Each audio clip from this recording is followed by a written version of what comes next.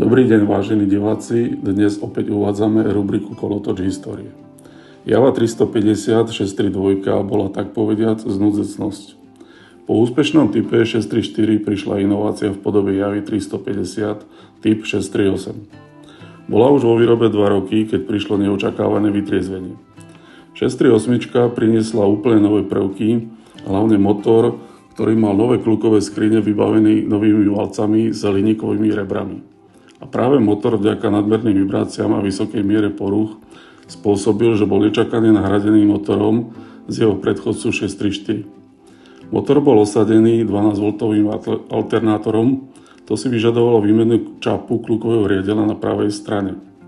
Kluková skriňa na pravej strane bola tiež upravená tak, aby pasovala na väčší priemer zapaľovania.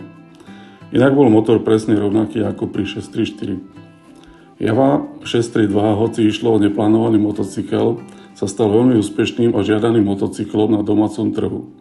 Jednak vďaka osvedčenému motoru a takisto kvôli novému rámu motocykla. A tak vznikla legendárna neplánovaná 632 určená len pre domáci trh. Java 350 typ 638 však pokračoval vo výrobe s len krátkou prestávkou, kým sa prekonali výrobné závady.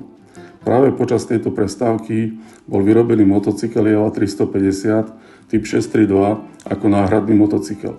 Vážení diváci, ak sa vám naše video páčilo, sledujte nás aj naďalej a dajte nám like.